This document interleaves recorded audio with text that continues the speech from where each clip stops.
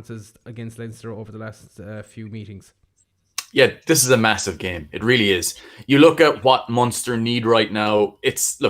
I think points in Conference B, we're ahead by a bit. We've got a bit of buffer there.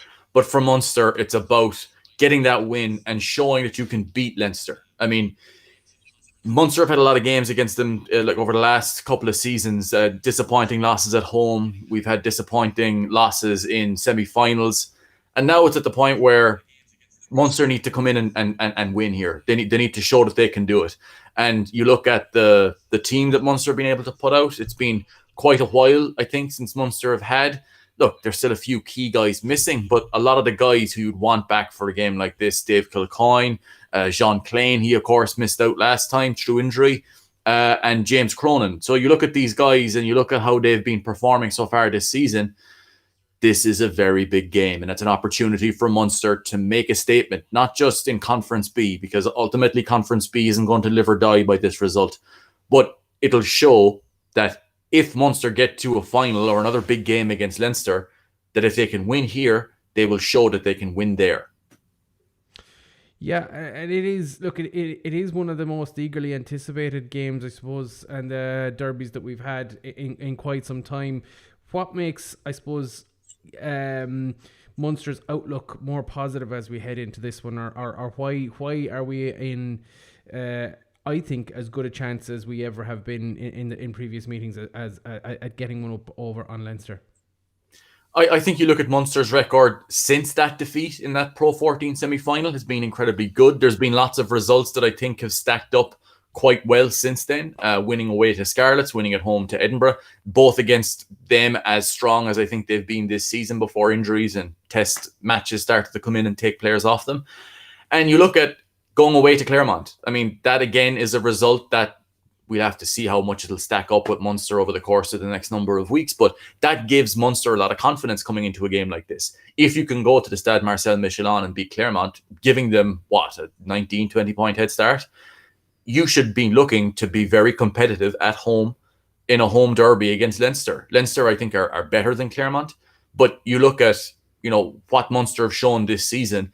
It's an ability to get wins. It's an ability to go behind in games and to stay alive in them. And you look at what, Munster have needed in the past against Leinster.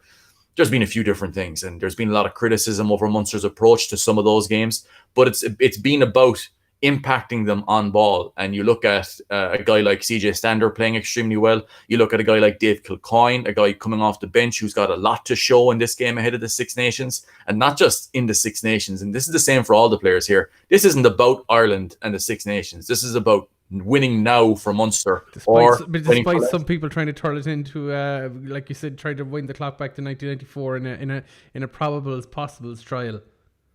Yeah, look, that's all dreamland stuff. But you look at you'd also have to question then some a headline in one of the media outlets this week about how Conor Murray is to the detriment. Conor Murray's presence at 9 is to the detriment of the Irish team in a weekend when there is no international rugby, and there are no international concerns where the entire focus would be Munster Leinster in the PRO14. It's literally the only show in town, yet you would decide to run a story to say that Conor Murray is the fault or is the problem with the Irish backline at the moment. It doesn't. Maybe I'm cynical or maybe I'm just too used to seeing stuff like this, but it is a bit strange. That's garbage. It's what it is. But you look at what this game means. I think forget about Ireland for the time being. I think for the most part, Andy Farrell's mind is made up who he's going to be bringing in. I don't think that there's going to be any last minute changes based on who goes well in this game. I think for the most part, he's got his mind made up. So this is purely about now, about can you win this game? Can you show that you've got something going forward that should you meet Leinster again in a European Cup quarter final or semi final, which could well happen, or a PRO14 final, can you beat them? Because if you can't beat them here at home, I mean, you've got a lot of resetting to do to try and have a look at that of winning that game, a few months down the line. So there's a lot to prove for Munster here. And look, for Leinster, they're in the position now of being the dominant team in Ireland and the PRO14 realistically for the last 4 or 5 years. ultimately the last decade has belonged to Leinster. You can not like it as much as anybody, but it's the truth. So you look at what do we have to do from a Munster perspective. They'll be looking at this and going, look, we've got to start winning these games. It's not enough to keep falling short in them. And they'll know this as much as anybody else. You have to win for it to be a rivalry. Otherwise, it's just geography. So from a Munster perspective, this, I think, is a hugely important game. But that's preaching to the converted. Everybody knows this is a big game. Munster versus Leinster in Thomond Park. It doesn't matter if there's one person there or there's 26,000 people there. It's a big, big game. And this is something for Munster now. They kind of look to launch the rest of the season. I think that they wanted this game on the 26th. I think that they really liked the momentum they had coming into that. It was called off. It happens. You just got to roll with the punches these days. But this now is a big, big game, and probably some of the strongest selections that we've seen in a Pro 14 game in Thomond Park for Munster versus Leinster in many years. It's really exciting. There's a lot of people looking forward to this, and rightly so. It's a very, very big game. Yeah, it is. And look, I know you mentioned the lineups there for the game. James Cronin, Reece Marshall, John Ryan, Jean Klein, Tyke Byrne, Gavin Coombs, Peter O'Mahony, CJ Stander, Conor Murray, JJ Hanrahan, Shane Daly, Damien Dialende, Chris Farrell, Keith Earls, and Mike Haley. And on the bench, Niall Scannell, Dave Kilcoyne, Stephen Archer, Finian Wycherley, Jack O'Donoghue, Craig Casey, Ben Healy, and Rory Scannell. Munster not only have they a very strong 15, but they do have some options off the bench as well. It's as good. That's Munster's European Cup line out there, and great to see it. It's very close to the team that started against Claremont, actually. And you look at how Munster have built their squad over the last number of years. I think you go back to 2014, 2015, 2016, 2017. That was a real area of transition for Munster. You could argue that a lot of this past decade has been a transition period for Munster. People don't like that because it seems like a sort of a fancy word. Well, we're going to be losing now for a while. The expectation is for Munster to win always and to be winning trophies. And if you don't win trophies, that builds more and more pressure until you can win a trophy. So you look at the squad building, I think that Johan van Graan has done since he arrived here for Rassie Erasmus. And I think he's done a very, very good job. You look at the strength of squad that he's developed, the young players who were coming through, Gavin Coombs starting in this game, and it being, well, of course he would. Of course Gavin Coombs would start in this game because that's how strong he's been and how effective he's been for Munster over the last number of months. You look at Shane Daly, a guy now who's comfortably a staple in this Munster side. He's made his international debut there very recently. He's a guy who I think has a lot to show in this game. He was hugely impressive the last time I saw him as well. You look at, like I said, Dave Kilcoyne coming off the bench, James Cronin, another guy, a guy with a point to prove. This is a fella who is, 29, 30 years of age, a guy who has been, for me, an extremely good loosehead prop. One of the best going, I think, in the Pro 14 this season. But yet, his name is not in the circles when it comes to who's going to be featuring for Ireland, in that number 1 jersey. So I think that there's lots to prove for these guys. And to prove for now, and you look at the strength that Munster have built in their squad this season. You look at some of the guys who are missing, R.G. Sneeman, Joey Carberry. You look at Matt Gallagher, a guy who was playing very well before he got injured. Munster are in a place where their squad now, rightly, is considered to be as strong as it's been for quite some time. But with that comes expectation.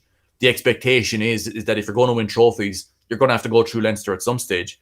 This now is the opportunity for them to do so.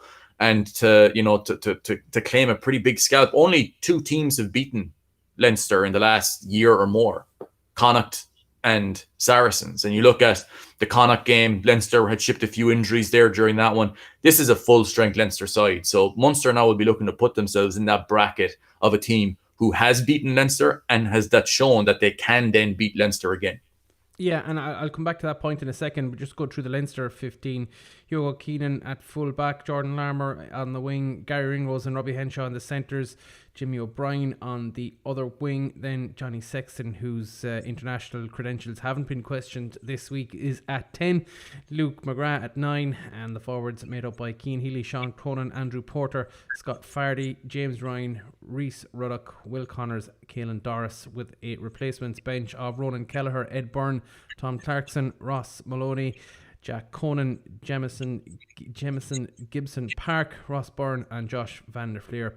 Tom, I know people will say it's just a regular season Interpro, that there's no medals given out for tomorrow's game. We all know that, but I suppose one thing that I remember from Munster's recent defeats to Leinster is that you never got the feeling that Munster were, got Leinster or forced Leinster into a position where they doubted themselves.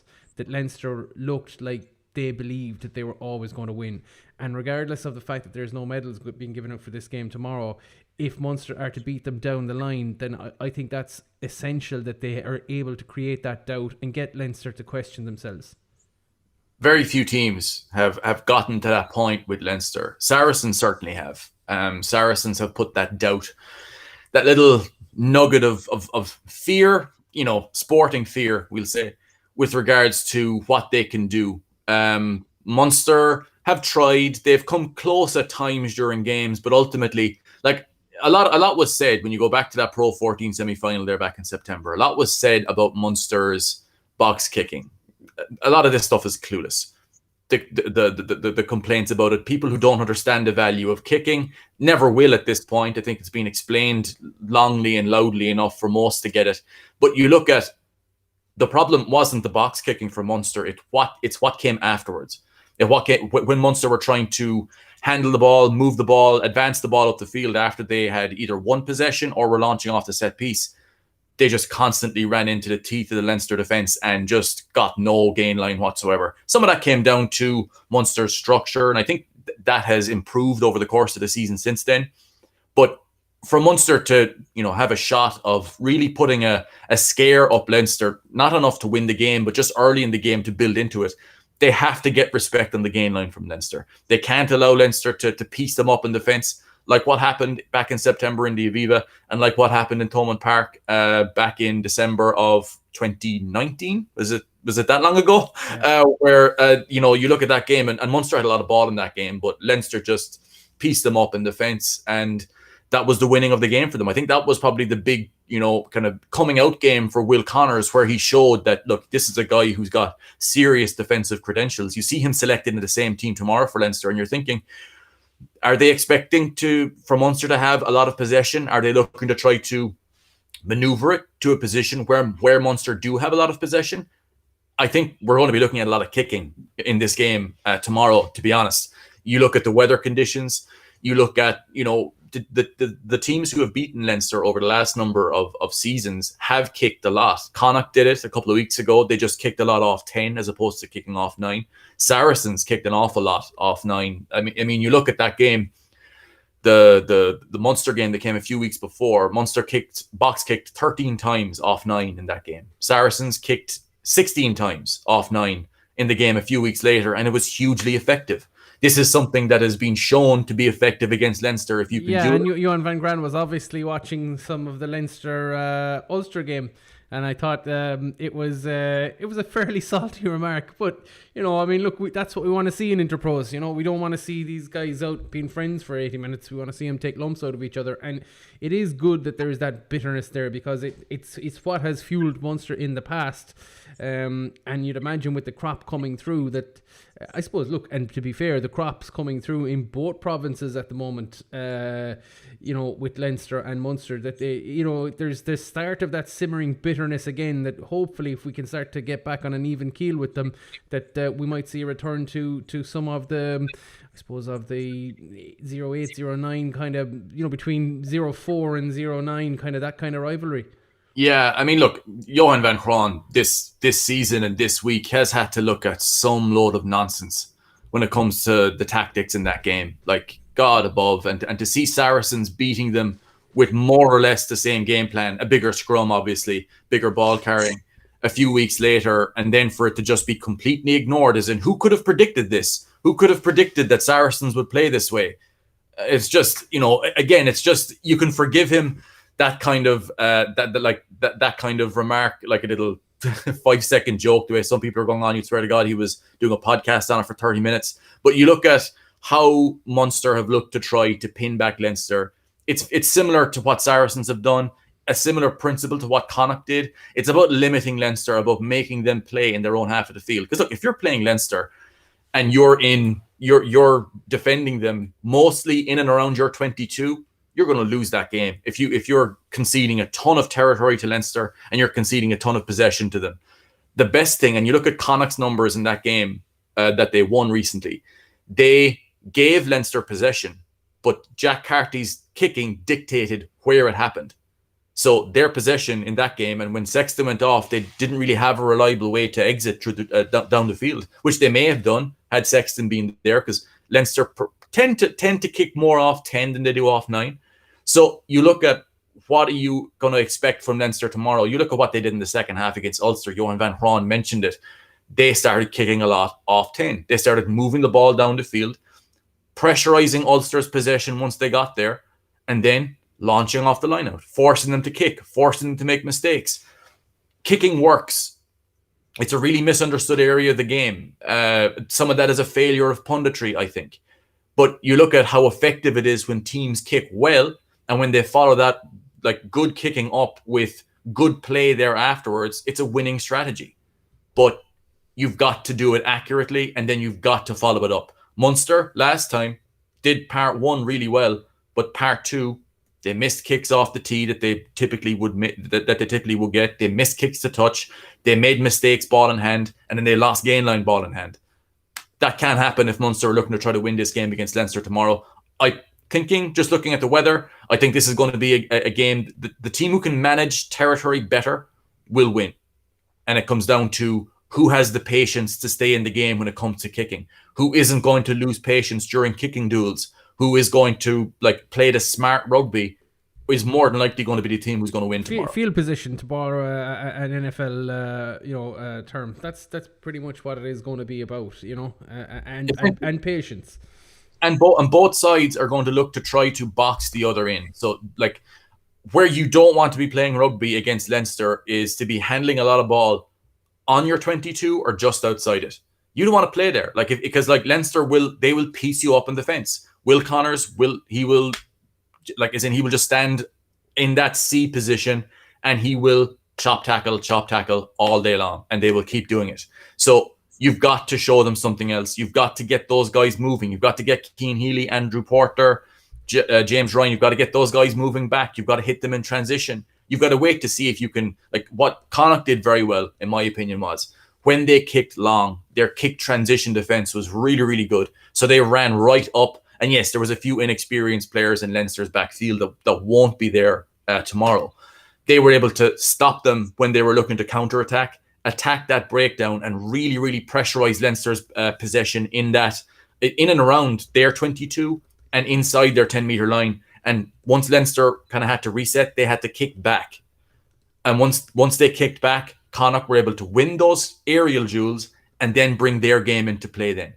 And that's what you need to do against this Leinster side. Pressurize them. You don't want to play rugby in your half of the field. You want to play it in Leinster's half of the field. And if you can do that, you can earn penalties. Penalties give you points. Penalties give you an opportunity at close range line-out drives. This is what Munster will need to do to have a chance against this Leinster side. Yeah, I'm going to push you off the fence, Tom. Which side of it are you going to fall on? And give us, and you know what, go one better. Give us a scoreline as well. A scoreline? God, above. Well, I look at this game, I think it's as good a chance that Munster have had against this Leinster side in a number of seasons, I would say. You look at last time out, Munster shipped a lot of injuries really quickly early on in that restart game, and then that affected the next game. So you look at, what are we expecting? A very tight game. Look, I think that this is going to be Leinster could run away with it. But I've got a feeling that Munster will stick to the plan that showed to work against Leinster last time. I think they have the ability to go that bit further. I'm going to look at a very close game, something like 16-13 Munster. But I think it's going to be very, very tight. It's one of those ones where Leinster have been so good for so long, it's kind of hard to see any route that they could be easily beaten. That it's never just one thing. It's never just, we will beat them in the air. We will beat them with our kicking game. That's not enough on its own. It's about dominating him in ways that very, very few teams have done. only peak Saracens really have dominated Leinster at their very best. That's the challenge for Munster. If they can show that they've got that ability, there could be a lot of road in this season for Munster yet. Tom, just I suppose, look, since we spoke last, we've seen the change to the format of the Champions Cup with the final 2 games now being kind of scrubbed out and it likely going to a knockout competition, straight knockout with a round of 16, quarter-final, semi-final and final. I think that's I think that's kind of refreshing. I'm looking forward to that. And if we draw, and if as we are led to believe it could be Scarlets at home, I think we have a great chance of getting to a quarter final, and probably nearly a better chance of getting to a quarter final than if we had to play the remaining 2 pool matches. Oddly enough. Yeah, I mean, look, I think that when it goes straight to a round of 16 like this and it's knockout rugby, I think that's cleaner than the pools that were there, because it was weird. There was a possibility that you could win all your games and still not qualify, which is just, it's strange. It's just it's a quirk of this season, obviously. I think they may have accidentally stumbled on something that is quite effective, though, for finishing it off. I would agree with you there very much so. I think that, you look at well, I suppose you could have no complaints in that you've been given a cut at it, So you've had 2 pool games, you've been given a cut at a knockout stage. I mean, considering the imperfect world we're in at the moment, that's as good as you're going to get. Oh, yeah, look, it's going to be a weird year. And I think that, I've seen some people saying, look, this isn't what people signed up to at the start of the tournament. So, look, nothing in life is what we signed up for really at the moment. But, you just look at the world right now, and there's no guarantee that we won't be looking back at 2020 and think, geez, the good old days. But you look at just the world as it is right now, and if it goes to round of 16, quarter-final, semi-final, personally, I think that's just easier. It's easier to understand for people. I think the way it was going was quite convoluted, where, I would get questions every week from people, even mid-tournament, kind of going, when are we playing Racing? And it's just we're not playing Racing. It's just one of those things. Look, the season is imperfect. It is weird. This makes sense to people. A round of 16, win that, progress. Win that, progress, win that, progress. Honestly, I think it's something that they could look to do every year. I think knockout rugby is what gets people excited. Look, there's nobody going to be in the stadiums anyway. So look, why not just do it clean, week, knockout, and just go for it like that. I think it's got an old school flavor to it. I think it's probably the fairest thing for everybody at this stage too. And I suppose the reason behind the last 2 rounds of the competition being pulled was the French Federation's decision, in line with the government, of course, not to send teams abroad. Yet they sent their 20s to Faro for a training camp during the week and had a COVID case there. So a bit of inconsistency in some of the policies from the French Union.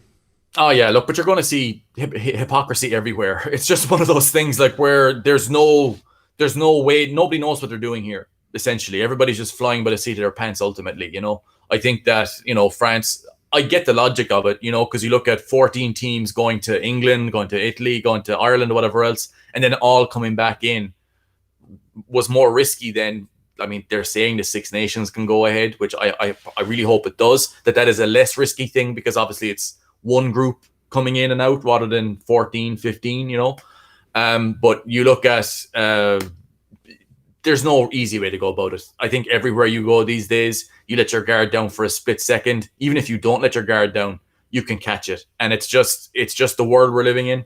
And I think that, France, they're just trying to do right by their country, I suppose. I think that we don't like the decision. I think it probably could have gone ahead, but they're going safety first, and you can't blame them.